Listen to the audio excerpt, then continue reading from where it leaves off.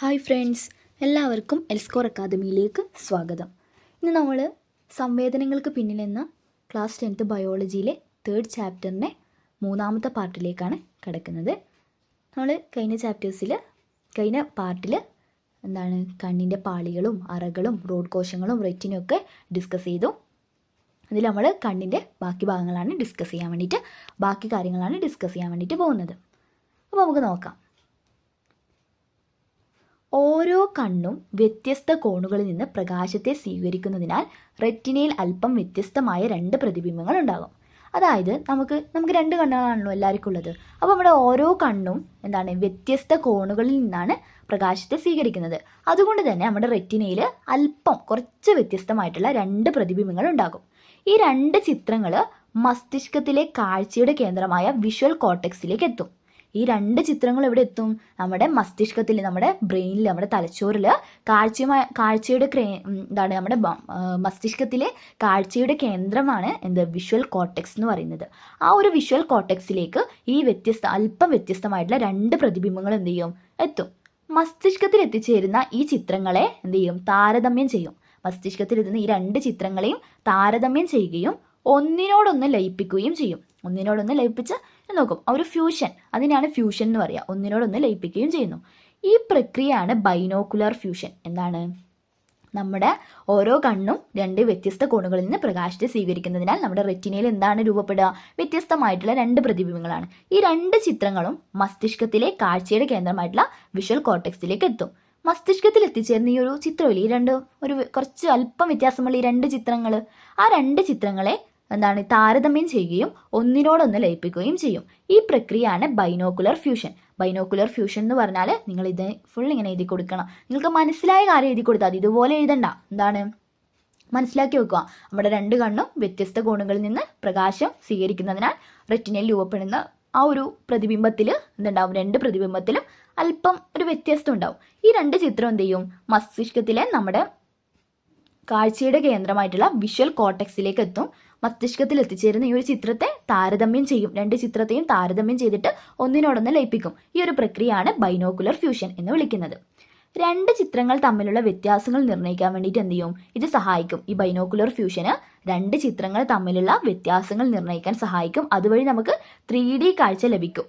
ഈ ഒരു binocular fusion വഴി നമുക്ക് 3D കാഴ്ച ലഭിക്കും. വസ്തുക്കൾ എത്ര ദൂരെയോ അടുത്തോ ആണെന്ന് മനസ്സിലാക്കാനും ആഴം മനസ്സിലാക്കാനും നമുക്ക് ഇതിലൂടെ കഴിയും. വസ്തുക്കൾ എത്ര ദൂരെയോ അല്ലെങ്കിൽ എത്ര അടുത്തോ എന്നുള്ളൊരു അടുത്തോ ആണെന്ന് മനസ്സിലാക്കാനും ഒരു ആഴം മനസ്സിലാക്കാനൊക്കെ നമുക്ക് ഇതിലൂടെ കഴിയും. എന്താണ് ബൈനോക്കുലർ ഫ്യൂഷൻ എന്ന് പഠിച്ചു നോക്കുക. അതാണ് ഇവിടെ പ്രധാനമായിട്ട് പഠിക്കാനുള്ളത്. ഇതാണ് നമ്മുടെ മസ്തിഷ്കത്തിലെ കാഴ്ചയുടെ കേന്ദ്രം, വിഷ്വൽ കോർട്ടെക്സ് എന്ന് പറയുന്നത്. ഓക്കെ, ഇതൊന്ന് നോക്കി വെച്ചാൽ മതി. ഒരു ചിത്രം ഇതാണ് ബൈനോക്കുലർ ഫ്യൂഷൻ. ഇതൊന്ന് മനസ്സിലാക്കി വെക്കുക. ഈ ഒരു ബൈനോക്കുലർ ഫ്യൂഷനിലൂടെ 2 ചിത്രങ്ങൾ തമ്മിലുള്ള വ്യത്യാസങ്ങൾ നിർണ്ണയിക്കാൻ കഴിയും. അതുവഴി നമുക്ക് 3D കാഴ്ച ലഭിക്കും. വസ്തുക്കൾ എത്ര ദൂരെയാണ്, എത്ര അകലെയാണ്, എത്ര അടുത്തോ ആണെന്ന് മനസ്സിലാക്കാനും ആ ഒരു ആഴം മനസ്സിലാക്കാനൊക്കെ നമുക്ക് ഇതിലൂടെ സാധിക്കും. നെക്സ്റ്റ് നമുക്ക് നോക്കുന്നത് ഇമ്പോർട്ടൻ്റ് ആയിട്ടുള്ളൊരു കാര്യമാണ് നേത്രരോഗങ്ങൾ, വൈകല്യങ്ങൾ. നമ്മുടെ കണ്ണുമായിട്ട് ബന്ധപ്പെട്ട രോഗങ്ങൾ അല്ലെങ്കിൽ വൈകല്യങ്ങളാണ് നമ്മൾ നോക്കുന്നത്. ഇത് നിങ്ങളെല്ലാം പഠിച്ചു വെക്കണം. അതിനുള്ള കാരണവും ആ രോഗവും അതിനുള്ള കാരണവും ചികിത്സയും പഠിച്ചു വെക്കണം. ഓക്കെ, ഫസ്റ്റ് നമ്മൾ നോക്കുന്നത് ഹ്രസ്വദൃഷ്ടിയാണ്. ഹ്രസ്വദൃഷ്ടി. അതിന് കാരണം ദൈർഘ്യമുള്ള നേത്രഗോളമാണ്. ദൈർഘ്യമുള്ള നേത്രഗോളമാണ് എന്തിന് കാരണം? ഹ്രസ്വദൃഷ്ടിക്ക് കാരണം. ഓക്കെ, ഇതിനുള്ള ചികിത്സ കോൺകേവ് ലെൻസുള്ള കണ്ണട. കോൺകേവ് ലെൻസുള്ള കണ്ണട അല്ലെങ്കിൽ കോണ്ടാക്ട് ലെൻസ് അല്ലെങ്കിൽ സർജറി. ഹ്രസ്വദൃഷ്ടിന്റെ കാരണം ദൈർഘ്യമുള്ള നേത്രഗോളമാണ് ഹ്രസ്വദൃഷ്ടിയുടെ കാരണം. ചികിത്സ കോൺകേവ് ലെൻസുള്ള കണ്ണട ഉപയോഗിക്കുക അല്ലെങ്കിൽ കോണ്ടാക്ട് ലെൻസ് അല്ലെങ്കിൽ സർജറി വരെ ആവശ്യമാവും. രണ്ടാമത്തെ നേത്രരോഗമാണ് ദീർഘദൃഷ്ടി. ഫസ്റ്റ് പറഞ്ഞത് ഹ്രസ്വദൃഷ്ടിയാണ്, ഇവിടെ ദീർഘദൃഷ്ടിയാണ്. ദീർഘദൃഷ്ടിയുടെ കാരണം ഹ്രസ്വമായിട്ടുള്ള നേത്രഗോളമാണ്. നേരത്തെ ഹ്രസ്വദൃഷ്ടിയിൽ ദീർഘമായിട്ടുള്ള നേത്രഗോളായിരുന്നു, ദീർഘദൃഷ്ടിയിൽ ഹ്രസ്വമായിട്ടുള്ള നേത്രഗോളാണ്. ചികിത്സ കോൺവെക്സ് ലെൻസ് ആണ്. ഹ്രസ്വദൃഷ്ടിയിൽ കോൺകേവ് ലെൻസ് ആയിരുന്നു, ഇവിടെ കോൺവെക്സ് ലെൻസുള്ള കണ്ണടകൾ അല്ലെങ്കിൽ കോണ്ടാക്ട് ലെൻസ് സർജറി. ഓക്കെ, മൂന്നാമത്തത് അസ്റ്റിഗ്മാറ്റിസ് ആണ്. എന്താണ് അസ്റ്റിഗ്മാറ്റിസം? അസ്റ്റിഗ്മാറ്റിസിനുള്ള കാരണം കോർണിയയുടെയോ ലെൻസിൻ്റെയോ വക്രതയിലെ അപാകത. നമ്മുടെ കോർണിയയിലെ കോർണിയ അല്ലെങ്കിൽ ലെൻസ് അതിൻ്റെ വക്രതയിൽ കർവേച്ചറിൽ ഉണ്ടാവുന്ന ഒരു അപാകതയാണ് എന്ത് അസ്റ്റിഗ്മാറ്റിസത്തിനുള്ള കാരണം. ഇതിന് ചികിത്സ വരുന്നത് സിലിണ്ട്രിക്കൽ ലെൻസ് ആണ്. എന്താണ് സിലിണ്ട്രിക്കൽ ലെൻസ്? അടുത്തത് തിമിരം. നമ്മൾ കേൾക്കുന്നതായിരിക്കും തിമിരത്തിന് കാരണം നേത്ര ലെൻസ് അതാര്യമാകുന്നു. അതായത് ഈ അതാര്യമാകുന്നു എന്താണ്? നേത്ര ലെൻസ് മങ്ങിപ്പോകുന്നു. നമ്മുടെ ലെൻസിൽ മങ്ങിപ്പ് ഉണ്ടാവുക. അതിനുള്ള ചികിത്സ ശസ്ത്രക്രിയയിലൂടെ പുതിയ ലെൻസ് വെച്ച് പിടിപ്പിക്കുക. കാരണം നമ്മുടെ ലെൻസ് എന്താണ്? മങ്ങിപ്പോവുകയാണ് ചെയ്തിട്ടുള്ളത്. അപ്പോൾ അതിനുള്ള ചികിത്സ എന്താണ്? ശസ്ത്രക്രിയയിലൂടെ പുതിയ ലെൻസ് വെച്ച് പിടിപ്പിക്കുക എന്നുള്ളതാണ്. ഓക്കെ. അടുത്തത് ഗ്ലോക്കോമ. എന്താ ഈ ഗ്ലോക്കോമ? ഗ്ലോക്കോമക്കുള്ള കാരണം അക്വസ് ദ്രവത്തിന്റെ പുനരാകിരണം തടസ്സപ്പെടുന്നു. എന്ത് ചെയ്യുന്നു? അക്വസ് ദ്രവത്തിന്റെ പുനരാകിരണം തടസ്സപ്പെടുന്നു. അപ്പോൾ മർദ്ദം കൂടിയിട്ട് നേത്രനാഡി തകരാറിലാകുന്നു. നമ്മൾ പറഞ്ഞു അക്വസ് ദ്രവത്തിന്റെ അക്വസ് ദ്രവം രക്തത്തിൽ നിന്ന് ഊറി ഇറങ്ങിയിട്ട് രക്തത്തിലേക്ക് തന്നെ ആഗിരണം ചെയ്യപ്പെടുന്നതാണ്. അങ്ങനെയാണ് ആ ഒരു അക്വസ് അറയിലെ ഒരു മർദ്ദം നിയന്ത്രിക്കുന്നത് നമ്മൾ പറഞ്ഞു. അപ്പോൾ ഈ അക്വസ് ദ്രവത്തിന്റെ പുനരാകിരണം തടസ്സപ്പെട്ടാൽ മർദ്ദം കൂടിയിട്ട് നേത്രനാഡി തകരാറിലാകുന്നു. അതാണ് ഗ്ലോക്കോമക്കുള്ള കാരണം. ചികിത്സ മരുന്നുകൾ, ലേസർ ചികിത്സ ചെയ്യാം, ശസ്ത്രക്രിയയൊക്കെ ചെയ്യാം. ഓക്കെ. അടുത്തത് ചെങ്കണ്ണാണ്. ചെങ്കണ്ണ് നമ്മളിൽ പലർക്കും വന്നിട്ടുണ്ടാവും. ചെങ്കണ്ണിന് കാരണം നേത്രാവരണത്തിലുള്ള നമ്മുടെ നേത്രത്തിൻ്റെ ആവരണത്തിലുള്ള ഒരു അണുബാധയാണ്. ഒരു രോഗാണുവിൻ്റെ ഒരു അണുബാധ. അതിനുള്ള ചികിത്സ കൺതുള്ളി മരുന്നുകൾ. നമ്മുടെ ചെങ്കണ്ണ് ബാധിച്ച് ഹോസ്പിറ്റലിൽ പോയാൽ നമ്മുടെ കണ്ണ് ചുവന്ന് വരലില്ലേ? ചെങ്കണ്ണ് ബാധിച്ചാൽ നമ്മൾ ഹോസ്പിറ്റലിൽ പോയാൽ നമുക്ക് കണ്ണിലുറ്റിക്കുന്ന തുള്ളി മരുന്നുകൾ തരും. പിന്നെ അണുബാധയുടെ സ്വഭാവം അനുസരിച്ചിട്ടുള്ള ചികിത്സയും ഉണ്ട്. ഓക്കെ. അടുത്തതായിട്ടുള്ളൊരു നേത്രരോഗമാണ് ഡയബറ്റിക് റെറ്റിനോപ്പതി. ഡയബറ്റിക് എന്ന് കേട്ടാൽ തന്നെ നമുക്ക് തിരിയും. നമ്മൾ കഴിഞ്ഞ ചാപ്റ്ററിൽ പറഞ്ഞിട്ടുണ്ടെങ്കിൽ ഷുഗർ, പ്രമേഹം. ഇതിനുള്ള കാരണം പ്രമേഹം നിയന്ത്രണ വിധേയമല്ലാത്ത അവസ്ഥയാണ്. പ്രമേഹം കൂടിയാലൊക്കെ കണ്ണിൻ്റെ കാഴ്ച കുറഞ്ഞു വരാം. അതാണ് ഡയബറ്റിക് റെറ്റിനോപ്പതിയുടെ കാരണം എന്ന് പറയുന്നത്. പ്രമേഹം നിയന്ത്രണ വിധേയമല്ലാത്ത അവസ്ഥയാണ്. ചികിത്സ ബ്ലഡ് ഷുഗർ നിയന്ത്രണം. നമ്മുടെ ഷുഗർ, ആ ഒരു ബ്ലഡ് ഷുഗർ ഗ്ലൂക്കോസ് ലെവൽ നിയന്ത്രിക്കുക. പിന്നെ ലേസർ ചികിത്സയും ഉണ്ട്.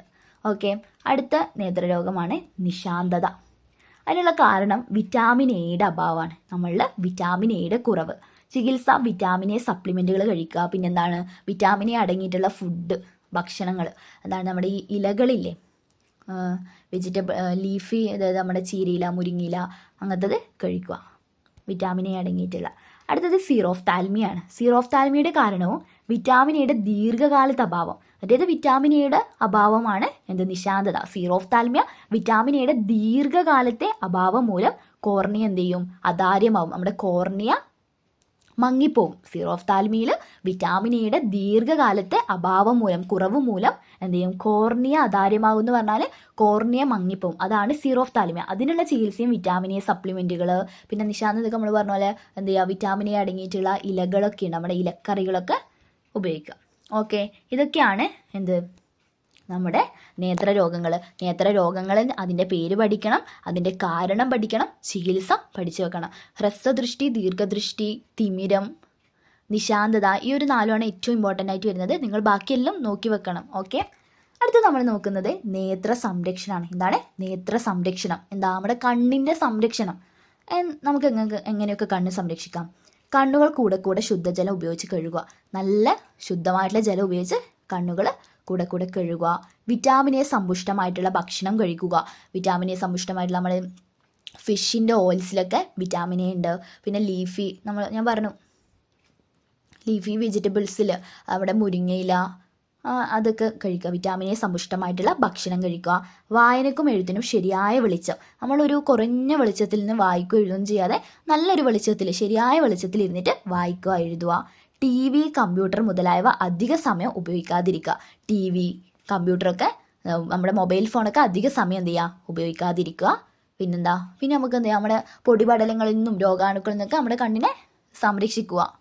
അത് നമുക്ക് എഴുതാം. ഓക്കെ. അടുത്തത് ജസ്റ്റ് ഒന്ന് മനസ്സിലാക്കി വെക്കേണ്ട കാര്യമാണ്. ഇത് നിങ്ങൾ കണ്ടിട്ടുണ്ടാവും. കണ്ണിന് പ്രശ്നമുള്ള ആൾക്ക് നമ്മുടെ ഇവിടെ പോയാൽ, ഇവിടെ കണ്ണ് ടെസ്റ്റിന് പരിശോധനയ്ക്ക് പോയാൽ ഇങ്ങനെ ഒരു ചാർട്ട് കണ്ടിട്ടുണ്ടാവും. നമുക്കിതെന്താണെന്ന് നോക്കാം. കാഴ്ച വ്യക്തത, നമ്മുടെ കാഴ്ചയുടെ വ്യക്തത പരിശോധിക്കുന്നതിന് നിരവധി ചാർട്ടുകൾ ഉപയോഗിക്കുന്നുണ്ട്. അവയിൽ സാധാരണയായിട്ട് ഉപയോഗിക്കുന്നത് സ്നെല്ലൻ ചാർട്ടാണ്. കാഴ്ച വ്യക്തത പരിശോധിക്കുന്നതിന് സാധാരണയായിട്ട് ഉപയോഗിക്കുന്ന ചാർട്ട് ഏതാണ്? Snellen chart. 1 മാർക്കിന് ചോദിക്കാം. ഈ ഒരു സ്നെല്ലൻ ചാർട്ടിൽ എങ്ങനെയാണ് മുകളിൽ നിന്ന് താഴേക്ക് വലുപ്പം കുറഞ്ഞു വരുന്ന അക്ഷരങ്ങൾ അല്ലെങ്കിൽ ചിഹ്നങ്ങൾ ഉൾപ്പെട്ട വരികൾ കാണുന്നില്ലേ? മുകളിൽ നിന്ന് താഴേക്ക് വരുമ്പോൾ എന്താണ് ഇതിൻ്റെ വലിപ്പം കുറഞ്ഞു കുറഞ്ഞു വരികയാണ്.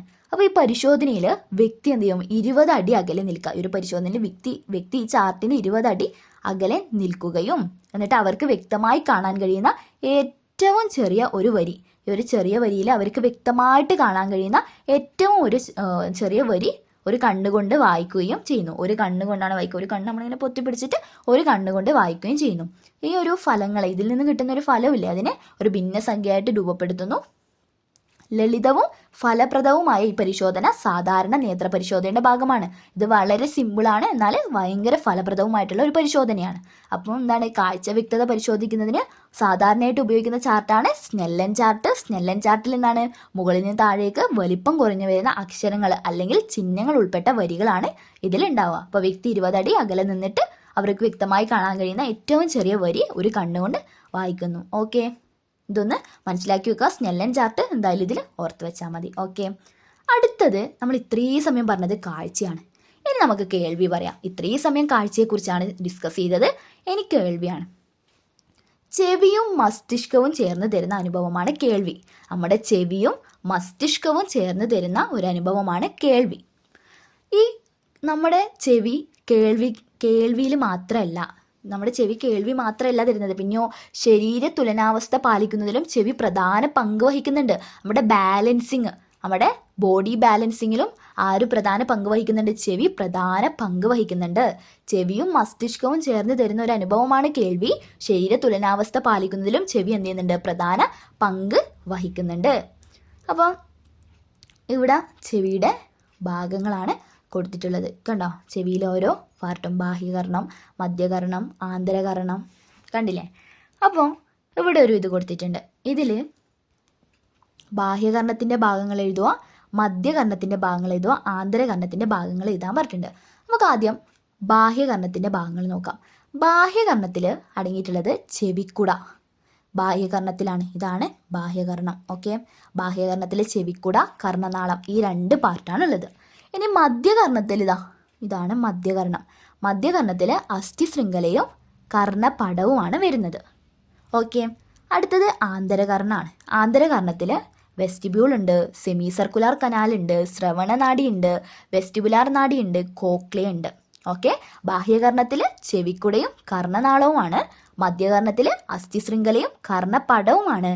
ആന്തരകർണത്തിൽ വെസ്റ്റിബ്യൂൾ ഉണ്ട്, കോക്ലിയ ഉണ്ട്, വെസ്റ്റിബുലാർ നാഡിയുണ്ട്, ശ്രവണ നാഡിയുണ്ട്, സെമി സർക്കുലാർ കനാലും ഉണ്ട്. ഓക്കെ, മനസ്സിലായില്ലേ? ഇനി അടുത്തത് ചെവിക്കുടയുടെ ധർമ്മം. നമ്മൾ പറഞ്ഞു നമ്മുടെ ബാഹ്യകർണത്തിലുള്ള ഒരു ഭാഗമാണ് ചെവിക്കുട എന്ന് പറഞ്ഞു. ചെവിക്കുടയുടെ ധർമ്മം എന്താ? ശബ്ദ തരംഗങ്ങളെ, എന്താണ്, പുറത്തു നിന്നുള്ള ശബ്ദങ്ങളെ എന്ത് ചെയ്യുന്നു? കർണനാളത്തിലേക്ക് നയിക്കുന്നത് ആരാണ്? ചെവിക്കുടയാണ്. പിന്നെയോ ശബ്ദം ഏത് വശത്തു നിന്നാണ് എത്തുന്നത് എന്ന് തിരിച്ചറിയാൻ സഹായിക്കുന്നുണ്ട്. ശബ്ദം ഏത് വശത്തു നിന്നാണ് എത്തുന്നത് എന്ന് തിരിച്ചറിയാൻ വേണ്ടി സഹായിക്കുന്നുണ്ട്. പിന്നെയോ അന്യവസ്തുക്കൾ കയറാതെ കർണനാളത്തെ ഒരു പരിധി വരെ സംരക്ഷിക്കുന്നുണ്ട്. ചെവിക്കുട എന്താണ്? അന്യവസ്തുക്കളൊന്നും കയറാതെ കർണനാളത്തെ, നമ്മുടെ കർണനാളത്തെ ഒരു പരിധി വരെ സംരക്ഷിക്കുന്നുണ്ട്. എന്താണ് ചെവിക്കുട ധർമ്മങ്ങൾ? ശബ്ദതരംഗങ്ങളെ കർണനാളത്തിലേക്ക് നയിക്കുന്നുണ്ട്. ശബ്ദം ഏത് വശത്തു നിന്നാണ് എത്തുന്നതെന്ന് തിരിച്ചറിയാൻ സഹായിക്കുന്നുണ്ട്. അന്യവസ്തുക്കൾ കയറാതെ കർണനാളത്തെ ഒരു പരിധി വരെ സംരക്ഷിക്കുന്നുണ്ട്. ഇനി കർണനാളത്തിൻ്റെ സവിശേഷതകളാണ്. നമ്മളിപ്പം പറഞ്ഞത് ചെവിക്കുടയുടെ ധർമ്മമാണ്. ഇനി കർണനാളത്തിൻ്റെ സവിശേഷതയാണ്. കർണനാളം എന്താണ്? ബാഹ്യകർണത്തിലുള്ള 2 ഭാഗങ്ങളിൽ ഒന്ന് ചെവിക്കുടയാണ്. ചെവിക്കുടയുടെ ധർമ്മം പറഞ്ഞു. ഇനി അടുത്തത് ഒരു ഭാഗം എന്ന് പറയുന്നത് കർണനാളമാണ്. ആ കർണനാളത്തിൻ്റെ സവിശേഷതകൾ നമുക്ക് നോക്കാം. കർണനാളം കർണപടത്തിലേക്ക്, മധ്യകർണത്തിലുള്ള ഒരു ഭാഗമാണ് കർണപടം. ആ ഒരു കർണപടത്തിലേക്ക് ശബ്ദതരംഗങ്ങളെ നയിക്കുന്നതിനൊപ്പം അന്യവസ്തുക്കളിൽ നിന്ന് കർണപടത്തെ സംരക്ഷിക്കുന്നുണ്ട്. കർണനാളം കർണപടത്തിലേക്ക് ശബ്ദതരംഗങ്ങളെ നയിക്കുന്നുണ്ട്. അതോടൊപ്പം തന്നെ ഈ ഒരു കർണപടത്തെ അന്യവസ്തുക്കളിൽ നിന്ന് സംരക്ഷിക്കുന്നുണ്ട്. അപ്പുറം ചെവിക്കുടേനെ നമ്മൾ കണ്ടു. ചെവിക്കുട കർണനാളത്തിലേക്ക് തരംഗങ്ങളെ നയിക്കുന്നുണ്ട്, അന്യവസ്തുക്കളിൽ നിന്ന് കർണനാളത്തെ സംരക്ഷിക്കുന്നുണ്ട്. ഇവിടെ കർണനാളം കർണപടത്തിലേക്ക് ശബ്ദതരംഗങ്ങളെ നയിക്കുന്നുണ്ട്, അതോടൊപ്പം തന്നെ അന്യവസ്തുക്കളിൽ നിന്ന് കർണപടത്തെ സംരക്ഷിക്കുന്നുമുണ്ട്. നമ്മുടെ കർണനാളത്തിനുള്ളിൽ കാണുന്ന രോമങ്ങളും അതിൻ്റെ ഭിത്തിയിലെ ഗ്രന്ഥികൾ ഉൽപ്പാദിപ്പിക്കുന്ന കർണമെഴുകും പിന്നെ സെബവും രോമങ്ങളും ചെവിക്കുള്ളിലേക്ക് പ്രാണികളും പൊടിപടലങ്ങളും പ്രവേശിക്കുന്നത് തടയുന്നുണ്ട്. കർണനാളത്തിനുള്ളിൽ കാണുന്ന രോമങ്ങൾ, ഹെയർസ്, പിന്നെയോ അതിൻ്റെ ഭിത്തിയിലെ ഗ്രന്ഥികൾ ഉൽപ്പാദിപ്പിക്കുന്ന കർണമെഴുക്, ഇയർ വാക്സ്, പിന്നെ സെബവും രോമങ്ങളൊക്കെ എന്ത് ചെയ്യുന്നുണ്ട്, ചെവിക്കുള്ളിലേക്ക് പ്രാണികളും പൊടിപടലങ്ങളൊക്കെ പ്രവേശിക്കുന്നത് തടയുന്നുണ്ട്. പിന്നെ കണ്ണുനീരിനെ പോലെ കർണമെഴുകിനും അണുനാശക സ്വഭാവമുണ്ട്. നമ്മുടെ കണ്ണുനീര് എന്ത് ചെയ്യുന്നുണ്ട്, അണുനാശക സ്വഭാവം ഇല്ലേ കണ്ണുനീരിന്, അതുപോലെ തന്നെ കർണമെഴുകിനും എന്തുണ്ട്, അണുനാശക സ്വഭാവമുണ്ട്. ഓക്കെ, ഇതാണ് കർണനാളത്തിൻ്റെ സവിശേഷത. അടുത്തത് കർണപടമാണ്. എന്താണ് കർണപടം? ഇതാണ് കർണപടം. പടം അഥവാ ടിമ്പാനം. ഇതാണ് കർണപടം അല്ലെങ്കിൽ ടിമ്പാനം. ആ ഒരു കർണപടം 9 മുതൽ 10 വരെ മില്ലിമീറ്റർ വ്യത്യാസമുള്ളതും 0.1 മില്ലിമീറ്റർ കനമുള്ളതുമാണ് എന്ത്, നമ്മുടെ കർണപടം. മധ്യകർണ ഭാഗത്തുള്ള ഒരു ഭാഗം കൂടിയാണ് കർണപടം. അപ്പം ശബ്ദതരംഗങ്ങൾക്കനുസരിച്ച് കർണപടം കമ്പനം ചെയ്യുന്നുണ്ട്. എന്താണ് കർണനാളം എന്ത് ചെയ്യുന്നുണ്ട്, ഞാൻ പറഞ്ഞുതരാം. ചെവിക്കുട എന്ത് ചെയ്യുന്നുണ്ട്, ശബ്ദതരംഗങ്ങളെ കർണനാളത്തിലേക്ക് നയിക്കുന്നുണ്ട്. ഈ കർണനാളം എന്ത് ചെയ്യുന്നുണ്ട്, ശബ്ദതരംഗങ്ങളെ കർണപടത്തിലേക്ക് നയിക്കുന്നുണ്ട്. അപ്പോൾ ഈ കർണപടം എന്ത് ചെയ്യും, ശബ്ദതരംഗങ്ങൾക്കനുസരിച്ച് കമ്പനം ചെയ്യും. ഈ കമ്പനങ്ങൾ മധ്യകർണത്തിലെ അസ്ഥി ശൃംഖലയിലെ അസ്ഥികളെ കമ്പനം ചെയ്യിക്കും. അപ്പോൾ ഈ ഒരു കമ്പനമില്ലേ, ആരുടെ കമ്പനം, കർണപടത്തിൻ്റെ ശബ്ദതരംഗങ്ങൾക്കനുസരിച്ചുള്ള കമ്പനം. ആ ഒരു കമ്പനം മധ്യകർണ ഭാഗത്തുള്ള അസ്ഥി ശൃംഖലയിലെ, അതായത് അസ്ഥി ശൃംഖലയിലെ അസ്ഥികൾ ഏതൊക്കെയാണ്? ആ അസ്ഥികൾ മാലിയസ്, ഇൻഗസ്, സ്റ്റേപ്പിസ്. ഈ അസ്ഥി ശൃംഖലയിലുള്ള ഈ അസ്ഥികളെ കമ്പനം ചെയ്യിപ്പിക്കുന്നുണ്ട്. ഇതാണ് കർണപടം ചെയ്യുന്നത്. എന്താണ്, ശബ്ദതരംഗങ്ങൾക്കനുസരിച്ച് കർണപടം കമ്പനം ചെയ്യുന്നു. ആ ഒരു കമ്പനം അസ്ഥി ശൃംഖലയിലുള്ള അസ്ഥികൾ ഏതൊക്കെയാണ്? അസ്ഥികൾ മാലിയസ്, ഇൻഗസ്, സ്റ്റേപ്പിസ്. ഈ ഒരു അസ്ഥികളെയും കമ്പനം ചെയ്യിപ്പിക്കുന്നുണ്ട്. ഓക്കെ, ക്ലിയർ അല്ലേ? എന്തെങ്കിലും ഡൗട്ട്സോ കാര്യങ്ങളോ ഉണ്ടെങ്കിൽ കമൻസ് ആയിട്ട് ചോദിക്കാം.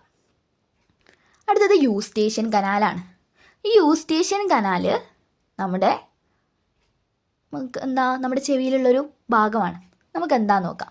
മധ്യകർണത്തെ ഗ്രസനിയുമായിട്ട് ബന്ധിപ്പിക്കുന്ന സെൻറ്റിമീറ്ററോളം 4 സെൻറ്റിമീറ്ററോളം നീളമുള്ള ഒരു കുഴലാണ് യൂസ്റ്റേഷ്യൻ കനാൽ എന്ന് പറയുന്നത്. നമ്മുടെ മധ്യകർണമില്ലേ, മധ്യകർണത്തിൽ അടങ്ങിയിട്ട ഭാഗങ്ങൾ ഏതൊക്കെയാണ്? കർണപടവും അസ്ഥി ശൃംഖലയും. ആ ഒരു മധ്യകർണത്തെ ഗ്രസനിയുമായിട്ട്, അതായത് നമ്മുടെ നെസൽ ക്യാവിറ്റി, നമ്മുടെ മൂക്കുമല്ലേ എന്താണ് ഗ്രസനി, ആ ഒരു ഗ്രസനിയുമായിട്ട് ബന്ധിപ്പിക്കുന്ന 4 സെൻറ്റിമീറ്ററോളം നീളമുള്ള കുഴലാണ് യൂസ്റ്റേഷ്യൻ കനാൽ എന്ന് പറയുന്നത്. മധ്യകർണത്തെ ഗ്രസനിയുമായിട്ട് ബന്ധിപ്പിക്കുന്ന 4 സെൻറ്റിമീറ്ററാണ്, 4 സെൻറ്റിമീറ്ററോളം നീളമുള്ള ഒരു കുഴൽ, ഒരു ട്യൂബാണ് യൂസ്റ്റേഷ്യൻ കനാൽ. സാധാരണയായിട്ട് ഇത് അടഞ്ഞിട്ടായിരിക്കും. യൂസ്റ്റേഷ്യൻ കനാൽ സാധാരണയായിട്ട് അടഞ്ഞിട്ടാണെങ്കിലും നമ്മൾ ഭക്ഷണം ചവക്കൂലേ, ഭക്ഷണം ചവക്കുമ്പോഴും മൂക്ക് ചീറ്റുമ്പോഴും, നമ്മൾ മൂക്ക് ചീറ്റൂലേ, ആ സമയത്തും ഇത് തുറക്കപ്പെടും.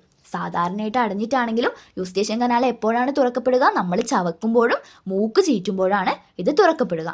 കർണപടത്തിന് ഇരുവശത്തുമുള്ള വായുമർദ്ദം തുല്യമാക്കാൻ വേണ്ടി ഇത് സഹായിക്കും. കർണപടത്തിന് ഇരുവശത്തുമുള്ള, അതായത് കർണപടത്തിന് ഇരുവശം എന്ന് പറയുമ്പോൾ ബാഹ്യകർണം, ആന്തരകർണം, ആ 2 കർണത്തിലുള്ള വായുമർദ്ദം തുല്യമാക്കാൻ വേണ്ടിയിട്ട് ഇത് സഹായിക്കും. മധ്യകർണത്തിൽ നിന്ന് ഗ്രസനിയിലേക്ക് ശ്ലേഷ്മവും ദ്രാവകങ്ങളും ഒഴുകാനും, അതായത് മധ്യകർണമില്ലേ, മധ്യകർണമാണ്, മധ്യകർണത്തിൽ നിന്ന് ഗ്രസനിയിലേക്ക്, അതായത് നമ്മുടെ നെസൽ ക്യാവിറ്റിയിലേക്ക്, ഗ്രസനിയിലേക്ക് ശ്ലേഷ്മവും ദ്രാവകങ്ങളൊക്കെ ഒഴുകാൻ വേണ്ടിയിട്ട് യൂസ്റ്റേഷ്യൻ കനാൽ സഹായിക്കുന്നുണ്ട്. യൂസ്റ്റേഷ്യൻ കനാലിൻ്റെ എന്താണ് യൂസ്റ്റേഷ്യൻ കനാലെന്നും അതിൻ്റെ ഒരു ധർമ്മങ്ങൾ എന്ത് ചെയ്യണം, പഠിച്ചു വെക്കണം. ഓക്കെ, അടുത്തത് എന്താണ്, ആന്തരകർണമാണ് ഈ ഒരു പിക്ചറിൽ കാണിക്കുന്നത്. ഇതിൽ ആന്തരകർണമാണ്. നമ്മൾക്ക് അറിയാം ആന്തരകർണത്തിൽ കോക്ലിയ ഉണ്ട്. കോക്ലിയയിലാണ് കേൾവിയൊക്കെ. ഇതിപ്പോൾ എന്താ കോക്ലിയ, നമ്മൾ നേരത്തെ നോക്കിയ കോക്ലിയുടെ അഗ്രം മുകളിൽ ഇതൊരു കോക്ലിയൻ്റെ ഒരു പിക്ചറാണ്. ഓക്കെ, നമുക്കിനി കേൾവി എന്ന അനുഭവം നോക്കാം. ഓക്കെ, ഇതാണ് കേൾവി എന്ന അനുഭവം. ശബ്ദതരംഗങ്ങൾ എന്ത് ചെയ്യും, ടിമ്പാനത്തെ, അതായത് നമ്മുടെ കർണപടത്തെ കമ്പനം ചെയ്യിക്കുന്നുണ്ട്. അവിടെ നിന്ന് കമ്പനം അസ്ഥി ശൃംഖലയിലൂടെ കടന്നു പോകുന്ന പറഞ്ഞു. അസ്ഥി ശൃംഖല ഏതൊക്കെയാണ്? ഇൻഗസ്, മാലിയസ്, സ്റ്റേപ്പിസ്. ആ ഒരു അസ്ഥി ശൃംഖലയിലൂടെ കടന്നു പോയിട്ട് ഓവൽ വിൻഡോയെ കമ്പനം ചെയ്യിക്കും. എന്താണ് ഓവൽ വിൻഡോ? കോക്ലിയയിലുള്ളൊരു ഓവൽ വിൻഡോയാണ്. ആ ഓവൽ വിൻഡോയുടെ ഘടനയും ടിമ്പാനത്തിന് സമാനമാണ്. ഈ ഓവൽ വിൻഡോയുടെ ആ ഒരു സ്ട്രക്ചർ ടിമ്പാനത്തിന് പോലെ തന്നെ ടിമ്പാനത്തിന് സമാനമാണ്.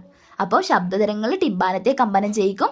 അവിടെ നിന്ന് കമ്പനം അസ്ഥി ശൃംഖലയിലൂടെ കടന്നു പോയിട്ട് ഓവൽ വിൻഡോയെ എന്ത് ചെയ്യുന്നുണ്ട്, കമ്പനം ചെയ്യിക്കുന്നുണ്ട്. അപ്പോൾ ഈ ഓവൽ വിൻഡോയുടെ ഘടന ടിമ്പാനത്തിന് സമാനമാണ്. അപ്പോൾ ഒച്ചിൻ്റെ തോടിൻ്റെ ആകൃതി എന്താണ്? ഒച്ചിൻ്റെ തോടില്ലേ, നമ്മുടെ ഒച്ച്, അതിൻ്റെ തോടിൻ്റെ ആകൃതിയുള്ള കോക്ലിയക്ക് 3 അറകളുണ്ട്. നമ്മുടെ ഒച്ചിൻ്റെ തോടിൻ്റെ ആകൃതിയുള്ള കോക്ലിയക്ക് 3 അറകളുണ്ട്. ഒന്നാമത്തത് മുകളിലെ അറയിലേക്കുള്ള നമ്മുടെ ഒച്ചിൻ്റെ തോടിൻ്റെ ആകൃതിയിലുള്ള കോക്കിലേക്ക് 3 അറകളാണുള്ളത്. അപ്പോൾ അതിൻ്റെ മുകളിലെ അറയിലേക്കുള്ള പ്രവേശന കവാടത്തെ പൊതിയുന്ന ഒരു സ്ഥലമാണ് ഓവൽ വിൻഡോ. നമ്മളിവിടെ ഓവൽ വിൻഡോ പറഞ്ഞല്ലോ, അസ്ഥിശൃംഖലയിലൂടെ ഈ ഒരു ശബ്ദതരംഗങ്ങൾ എന്ത് ചെയ്യുന്നു, കമ്പനം ചെയ്ത് അതിലൂടെ കടന്നു പോയിട്ട് ഓവൽ വിൻഡോയെ കമ്പനം ചെയ്യിപ്പിക്കുന്നുണ്ട് പറഞ്ഞു. എന്താണ് ഈ ഒരു ഓവൽ വിൻഡോ എന്ന് പറയുന്നത്? ഒച്ചിൻ്റെ തോടി നമ്മുടെ കോക്ലിയക്ക് 3 അറകളാണുള്ളത്. അതിൻ്റെ മുകളിലെ അറയിലേക്കുള്ള പ്രവേശന കവാടത്തെ പൊതിയുന്ന ഒരു സ്ഥലമാണ് ഓവൽ വിൻഡോ എന്ന് പറയുന്നത്. ഓക്കെ, അപ്പം മുകളിലത്തെയും താഴത്തെയും നമ്മുടെ ഈ ഒരു കോക്ലിയക്ക് 3 അറകളുണ്ടല്ലോ, അതിൻ്റെ മുകളിലത്തെയും താഴത്തെയും അറയിൽ പെരിലിംഫ് എന്ന് പറഞ്ഞിട്ടുള്ള ഒരു ദ്രവമാണ് ഉള്ളത്. അതിൻ്റെ മധ്യ അറയുണ്ടാവുമല്ലോ, ഈ മുകളിലത്തെയും താഴത്തെയും നടുക്കൊരു അറയുണ്ടാവുമല്ലോ, ആ മധ്യ അറയിൽ എൻഡോലിംഫുമാണ് നിറഞ്ഞിരിക്കുന്നത്. ഓക്കെ, മധ്യ അറയുടെയും താഴത്തെ അറയുടെയും ഇടക്കുള്ള ബേസിലാർ സ്തരത്തിലാണ് ശബ്ദഗ്രാഹികൾ സ്ഥിതി ചെയ്യുന്നത്. ശബ്ദഗ്രാഹികൾ സ്ഥിതി ചെയ്യുന്നത് ഓർഗൻ ഓഫ് കോർട്ടി എന്ന് പറഞ്ഞിട്ടുള്ള ഒരു ഭാഗത്താണ്. ആ ഭാഗമുള്ളത് മധ്യ അറയുടെയും താഴത്തെ അറയുടെയും ഇടയ്ക്ക് ഒരു ബേസിലാർ സ്തരമുണ്ട്. അതിലാണ് ശബ്ദഗ്രാഹികൾ സ്ഥിതി ചെയ്യുന്ന ഓർഗൻ ഓഫ് കോർട്ടി എന്ന ഭാഗമുള്ളത്. ഒന്ന് മനസ്സിലാക്കുക, ജസ്റ്റ് ഞാൻ പറയുന്ന കാര്യം ഒന്ന് ശ്രദ്ധിക്കുക. കോക്കിലേക്ക് 3 അറകളുണ്ടെന്ന് പറഞ്ഞല്ലോ, അതിൻ്റെ മധ്യ അറ, അതായത് നടുക്കത്തെ അറയുടെയും താഴത്തെ അറയുടെയും ഇടയ്ക്കൊരു ബേസിലാർ സ്തരമുണ്ട്. ആ ഒരു ബേസിലാർ സ്തരത്തിലാണ് ശബ്ദഗ്രാഹികൾ സ്ഥിതി ചെയ്യുന്ന ഓർഗൻ ഓഫ് കോർട്ടി എന്ന് പറഞ്ഞിട്ടുള്ള ഒരു ഭാഗം. ആ ഒരു ഓർഗൻ ഓഫ് കോർട്ടി ഉള്ളത് ആ ഒരു ബേസിലാർ സ്തരത്തിലാണ്. ഇവിടെയുള്ള രോമകോശങ്ങളിൽ എത്തുന്ന കമ്പനം ആവേഗങ്ങൾ ഉണ്ടാക്കും. ഇവിടെയുള്ള ഈ ഓർഗൻ ഓഫ് കോർട്ടിയിൽ രോമകോശങ്ങളിൽ എന്തെത്തും? കമ്പനം എത്തും. ഓവൽ വിൻഡോയിൽ നിന്ന് ഉള്ള ആ ഒരു കമ്പനമില്ല, ഓവൽ വിൻഡോയിലേക്ക് എന്തുണ്ട്, അസ്ഥി ശൃംഖലയിൽ നിന്ന് ഓവൽ വിൻഡോ കമ്പനം ചെയ്യുന്നുണ്ട്. അപ്പോൾ ഈ ഓർഗൻ ഓഫ് കോർട്ടിയിലുള്ള രോമകോശങ്ങളിലേക്ക് എത്തുന്ന കമ്പനം എന്ത് ചെയ്യും? ഒരു ആവേഗങ്ങൾ, ഇമ്പൾസ് ഉണ്ടാക്കും. അത് ശ്രവണനാഡി എന്ന് പറയുമ്പോൾ എന്താണ്, ഈ ഒരു ഇമ്പൾസ് ഇല്ലേ, കേൾവിയുമായി ബന്ധപ്പെട്ടിട്ടുള്ള ഇമ്പൾസിനെ എവിടത്തേക്ക്? മസ്തിഷ്കത്തിലേക്ക് കൊണ്ടുപോകുന്നതാണ് ശ്രവണനാഡി. ആ ശ്രവണനാഡി വഴി ഈ ആവേഗങ്ങൾ ഉണ്ടാക്കുകയും ഈ ഒരു ഓർഗൻ ഓഫ് കോർട്ടിയിലുള്ള ഹെയർ സെൽസ്, രോമകോശങ്ങളിൽ എത്തുന്ന കമ്പനം എന്തുണ്ടാക്കും? ഒരു ആവേഗങ്ങൾ, ഒരു ഇമ്പൾസ് ഉണ്ടാക്കും. അത് ശ്രവണനാഡി വഴി എവിടെ എത്തും? മസ്തിഷ്കത്തിലെത്തുകയും ചെയ്യുന്നതുകൊണ്ട് നമുക്ക് എന്ത് ചെയ്യുന്നു? കേൾവി എന്നൊരു അനുഭവം ഉണ്ടാകുന്നു. ഇതൊന്ന് മനസ്സിലാക്കി വെച്ചാൽ മതി, ഭയങ്കര സിമ്പിളായിട്ടുള്ള കാര്യമാണ്. ഓക്കെ, ഇത് കേൾവി എന്നൊരു അനുഭവം നിങ്ങൾക്ക് മനസ്സിലായില്ലേ?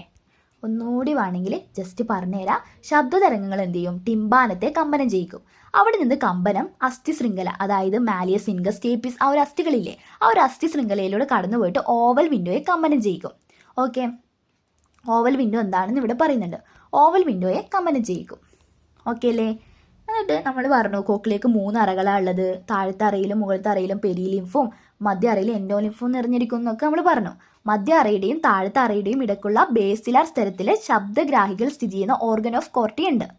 അപ്പോൾ ഈ ഓർഗൻ ഓഫ് കോർട്ടിയിലുള്ള രോമകോശങ്ങളിൽ എത്തുന്ന കമ്പനം, ഈ ഒരു ഓവൽ വിൻഡോയിൽ നിന്ന് ഓർഗൻ ഓഫ് കോർട്ടിയിലെ രോമകോശങ്ങൾ ഹെയർ സെൽസിൽ എത്തുന്ന ആ ഒരു കമ്പനം എന്ത് ചെയ്യും? ആവേഗങ്ങൾ ഉണ്ടാക്കും, ഒരു ഇമ്പൾസ് ഉണ്ടാക്കിയിട്ട് ആ ആവേഗങ്ങൾ ശ്രവണനാഡി വഴി മസ്തിഷ്കത്തിൽ എത്തുകയും ചെയ്യുന്നതോടെയാണ് കേൾവി എന്നൊരു അനുഭവം ഉണ്ടാകുന്നത്. നമുക്ക് ഇവിടെ നോക്കാനുണ്ട്. കേൾവി എന്ന അനുഭവത്തിന് പിന്നിൽ എന്ന് പറഞ്ഞിട്ട് ഒരിത് നോക്കാനുണ്ട്. ഇവിടെ എന്താ? ചെവിക്കുടയിൽ നിന്ന് കർണനാളത്തിലേക്ക്. ഓക്കെ, കർണനാളത്തിൽ നിന്ന് കർണപടത്തിലേക്ക്. ഇതാണ് നമ്മുടെ ബാഹ്യകർണം. ഇത് ബാഹ്യകർണം, ചെവിക്കുട, കർണനാളം.